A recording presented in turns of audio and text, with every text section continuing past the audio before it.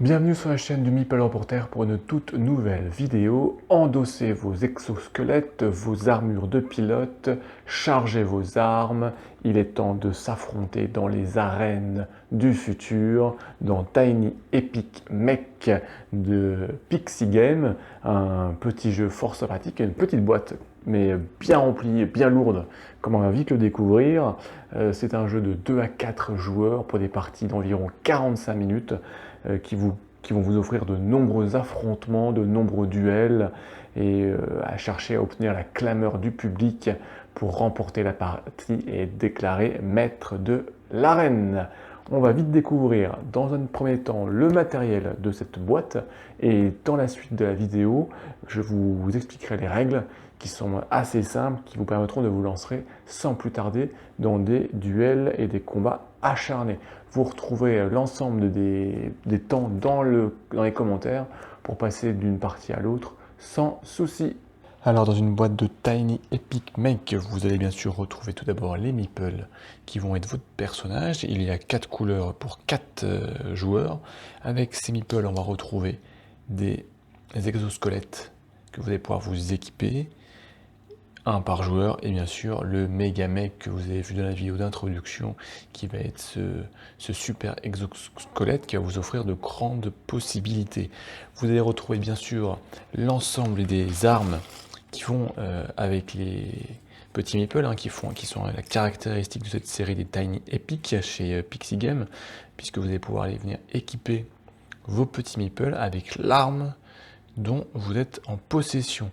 Donc vous allez vraiment pouvoir coller, je dirais, à la réalité, et ici venir clipser vos armes du plus bel effet sur le plateau. Il y a près d'une quarantaine d'armes équipables, donc il y a de quoi faire. Il y a de la masse énergétique, il y a bien sûr tout ce qui est fusil, mitraillettes, les épées, les boucliers, enfin bon, il y a de nombreuses choses. Vous allez bien sûr avoir un certain nombre de cartes équipement, justement, toutes ces fameuses armes. Donc vous avez un certain nombre d'armes qui sont les armes basiques, il y en a 4 différentes. Le lance-grenade, le pistolet à impulsion, l'épée énergétique et le bouclier anti-émeute. Donc ça, ce sont les armes basiques qui seront accessibles en début de partie. Et puis ensuite, vous allez retrouver un certain nombre de cartes d'armes avancées, toutes différentes, qui vont venir vous offrir des mécanismes différents et puis une grande rejouabilité dans vos parties. Vous allez compléter tout ceci, bien évidemment, avec un nombre de petits jetons et marqueurs. Il y en a beaucoup, là encore, en fonction des différentes couleurs pour les différents personnages. Donc tout ceci avec les marqueurs de premier joueur. Vous allez avoir tout ce qui va être les marqueurs de ressources. Vous allez avoir votre marqueur de score, comme on va voir. Vous allez avoir les mines. Vous allez avoir des tourelles, qui sont ces grandes croix. Voilà, le marqueur de vos points de vie, un petit cœur ici. Vous allez aussi bien sûr retrouver un certain nombre de cartes. Donc là, ce sont les cartes pour le joueur marron, mais il y en a pour tous les joueurs, qui vont être vos cartes d'action en fait. Vous allez avoir 8 cartes de ce type-là, avec une flèche que vous allez pouvoir orienter et une action liée. Donc ici, collecter. Vous allez avoir plusieurs collectés, vous allez avoir déployer une tourelle, déployer une mine, acheter, le boost, aucune action, mais qui vous va faire un saut et une attaque particulière, et là en diagonale. Vous retrouvez donc ces cartes pour les 4 couleurs des 4 joueurs. Et enfin, vous allez retrouver bien évidemment les cartes qui vont vous former l'arène, comme on va le voir, en fonction du nombre de joueurs. Donc ça, c'est une base de départ. Et puis ensuite, vous allez retrouver toutes les cartes qui vont tout simplement offrir différentes possibilités, avec différents coups, différents points de victoire. On va développer ça dans la deuxième partie. Donc de nombreuses cartes, toutes colorées, qui sont de qualité, qui sont voilées, je pense, et qui sont assez épaisses pour résister dans le temps. Mais avant de filer sur les règles, il nous reste les cartes, bien évidemment, des joueurs. Donc vous allez retrouver 8 cartes de pilote, hein, qui sont toutes présentées de la même façon. Le type de joueur, les points de vie, les armes équipables, et qui est en recto verso, puisque vous allez pouvoir vous équiper d'une armure et vous pouvoir développer des armes avancées, des points de vie un peu plus importants, et chaque joueur a une capacité particulière. Donc on retrouve 8 cartes différentes, hein, donc le tank, magma, rampage, wasp, tsunami, maverick, diamond et enfin Kitty. Ensuite, bien sûr, on retrouve un certain nombre d'aides de jeu et des guides pour le solo. On va retrouver ici tout simplement une planche pour marquer les points de vie. Vous allez largement dépasser les 40, donc vous allez pouvoir retourner. Vous allez bien sûr avoir une carte de joueur ici, qui va vous donner ici le compte de vos ressources, et puis un peu vous rappeler les différentes actions que vous pouvez réaliser et les coûts liés. Donc pour les 4 joueurs, elles sont identiques. Ici, vous avez un plateau de décompte de manches et encore des petits rappels qui sont toujours fort utiles pour ne pas se replonger dans le livre de règles en pleine partie. Et enfin, on va avoir ici la carte du Megamech, hein, que vous allez pouvoir vous être équipé, qui va vous donner vraiment beaucoup de points de vie, d'autres caractéristiques très puissantes, mais attention, comme vous le remarquerez, on ne peut pas se soigner. On en a en fait, il est en recto verso, donc on va pouvoir choisir avec chaque fois en fait une petite différence dans la capacité spéciale du Megamech sur 3000 ou sur Sparta 3000, le joueur choisira. Voilà, et bien avec ça on a fait le tour du matériel, hein. Vous avez vu, c'est une petite boîte, mais il y a beaucoup de choses de qualité, hein. Tous les jetons sont en bois et vont durer. Donc on retrouve vraiment les caractéristiques de cette série chez Pixie Game, les Tiny Epic, qui permettent vraiment d'équiper vos meeples avec les armes dont vous êtes en possession et qui vous permettent de coller à la réalité. Allez, sans plus tarder, on se retrouve pour vous expliquer les règles de ce petit jeu de programmation et de combat. Et voilà, je vous ai fait une petite mise en place de Tiny Epic Mech pour 2 joueurs. La zone de jeu est prédéfinie dans les règles, à une forme particulière. Vous allez retrouver donc des différentes cartes. Ici, ce sont les 2 bases de départ pour les 2 joueurs. Ici, au centre, vous avez la tuile du méga qui va pouvoir être équipée. Chaque joueur récupère une carte pilote sur laquelle il indique ses points de vie. Il commence avec 6 points de vie. Il récupère une arme basique au choix parmi les 4 dont il s'équipe immédiatement. Le reste des armes basiques sont laissées à disposition des joueurs qui vont pouvoir venir en acheter de nouvelles au cours du jeu. Chaque joueur récupère aussi un petit plateau joueur sur lequel, entre autres, il va pouvoir mettre les ressources dont il dispose. Il y a 2 ressources dans le jeu. Il y a les crédits. C'est un petit dollar, un petit euro. Et puis l'énergie, un petit éclair. Donc chaque joueur commence avec 3 de ressources dans chaque. Il y a bien sûr le plateau de décompte des manches, le plateau de décompte des points, chaque joueur commençant à 0.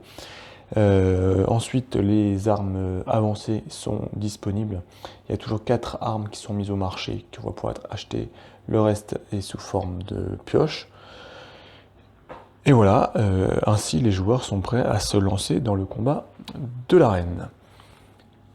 Tiny Epic Mech se déroule en 6 tours de jeu, tous identiques, chacun décomposé en 2 phases, une phase de programmation et une phase d'exécution.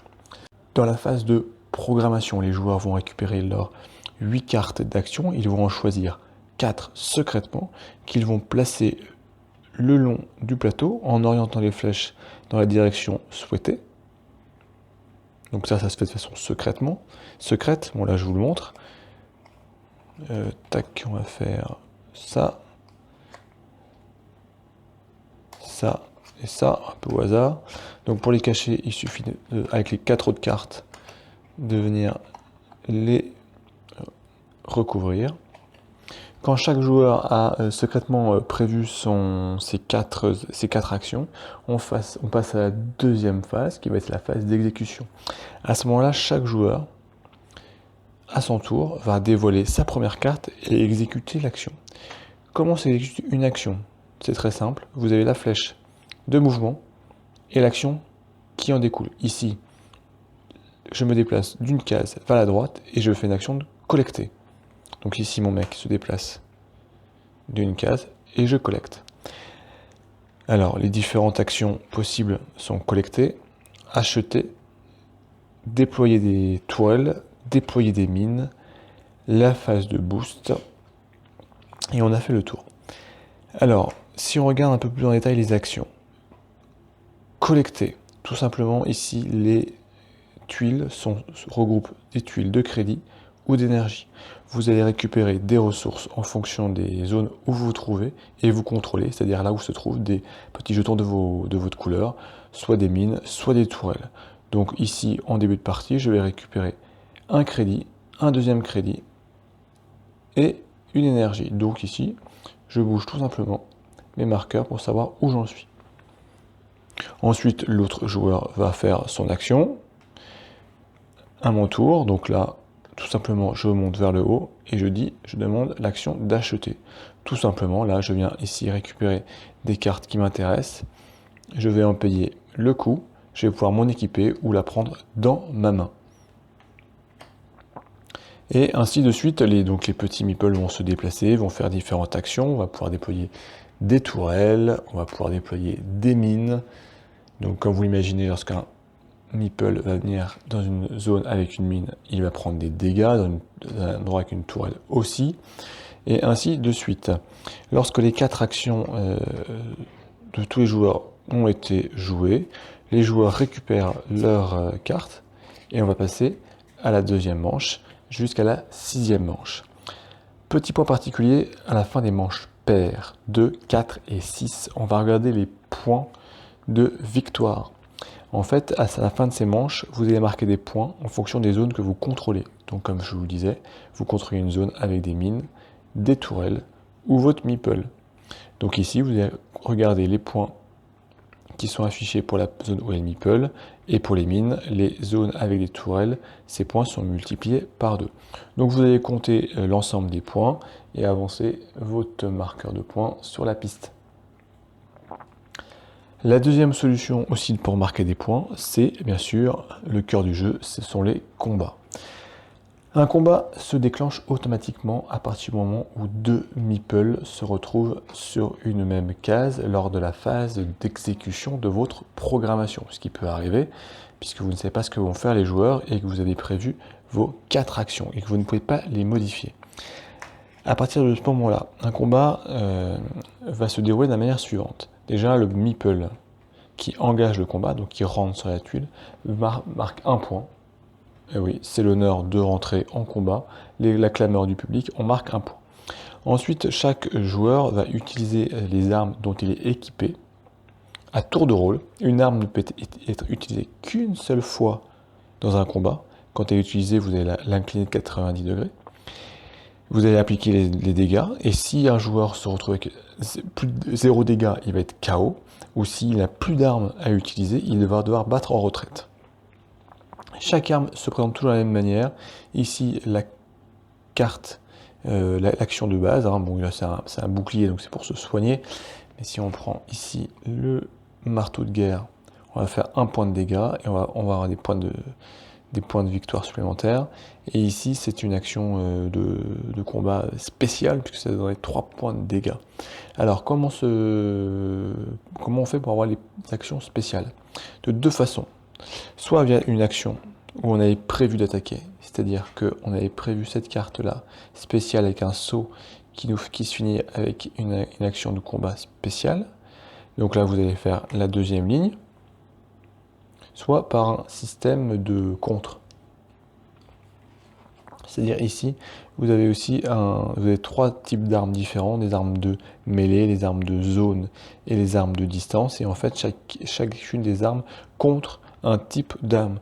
Donc si votre adversaire va utiliser une arme de distance, par exemple, vous allez pouvoir la contrer avec une arme de zone. Donc si vous utilisez cette arme-là, vous allez pouvoir utiliser la ligne du bas sur votre carte et faire plus de points de dégâts. Il va donc être très intéressant d'avoir des armes de différents types pour pouvoir contrer toutes les armes et faire beaucoup plus de dégâts.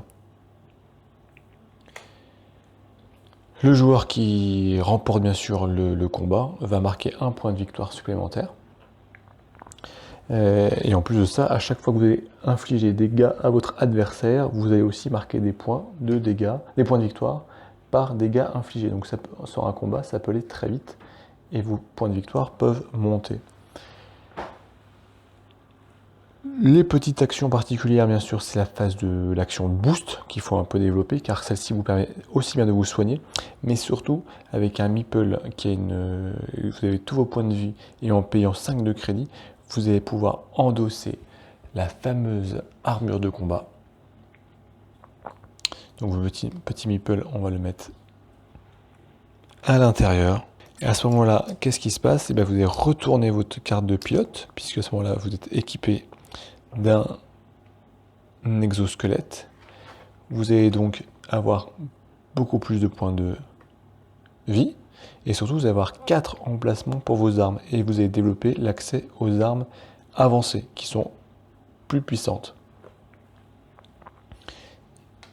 Et un meeple qui est équipé de son exosquelette va pouvoir venir ici dans la zone de Megamech pour s'emparer du Megamech qui là va lui donner encore plus de puissance comme on l'a vu sur la carte et plus de dégâts. Mais attention, il ne peut pas se soigner. À partir du moment où il n'aura plus de points de vie, il va devoir quitter son Megamech, le laisser là où il meurt et qui va pouvoir être récupéré par un autre joueur. C'est donc vraiment un jeu de programmation, d'anticipation, un peu du hasard puisqu'on ne sait pas ce qui va se passer avec les autres joueurs. C'est voilà, où on simule un peu la complexité de diriger son mec dans l'arène. C'est un jeu bien sûr de combat, puisque c'est là où vous avez marqué beaucoup de points de victoire. Un jeu de contrôle avec vos mines et vos tourelles pour essayer de gagner des points de victoire lors de la fin des phases des manches paires, mais aussi avoir plus de ressources lorsque vous allez collecter pour pouvoir arriver à des armes plus intéressantes qui sont certes plus chères, mais qui aussi, en fin de partie, vous rapporteront des points de victoire supplémentaires et qui donc pourront faire toute la différence pour gagner. Puisqu'en fin de partie, tout simplement, on regarde le joueur qui a le plus de points de victoire, après l'ensemble du décompte, donc des points des 6 manches, plus les armes achetées, et celui qui a le plus de points de victoire est déclaré maître de l'arène. Voilà, ce sont des règles qui sont en fait, somme toute, assez simples, assez rapides. Les parties vont s'enchaîner, 30 minutes, 45 minutes pour les premières. C'est une petite zone de jeu volontairement réduite pour obliger rapidement les mecs à se rencontrer ou à aller sur des zones ennemies avec des mines et des tourelles pour engager des combats, qu'il y ait du spectacle et que le public soit ravi d'être venu assister à cela. Et voilà, on a tout découvert de ce petit jeu Tiny Epic Mech, petit jeu dans les règles, petit jeu dans la boîte, mais c'est pas un petit jeu, c'est vraiment un jeu très sympathique, un jeu que j'ai beaucoup apprécié d'y jouer, un jeu de programmation où il va falloir un peu réfléchir à ce que vous voulez faire, où vous voulez aller, pour contrôler le territoire, contrôler des cartes pour avoir un peu plus de ressources, vous développer. C'est un peu aussi un jeu de course contre la montre pour essayer d'aller choper le méga mech qui vous donnera vraiment beaucoup une puissance bien plus grande. C'est un jeu où il n'y aura pas de temps mort, où vous allez vraiment devoir affronter vos camarades et vos adversaires d'un soir. On a vraiment l'impression de retrouver dans les arènes des temps modernes. Il manque plus que l'ambiance et les applaudissements ou la clameur du public pour s'y croire. En tout cas, c'est un jeu qui est vraiment très sympathique, qui va vraiment animer vos soirées, que j'ai beaucoup apprécié et que je vous recommande vivement. N'hésitez pas vous à donner votre avis sur ce petit jeu, à poser vos questions s'il y en a, à liker la vidéo, à la partager, à vous abonner à la chaîne du Meeple Reporter en mettant la petite cloche pour ne rien oublier et ne rater aucune vidéo. Et je vous retrouve très vite pour de nouvelles aventures et des combats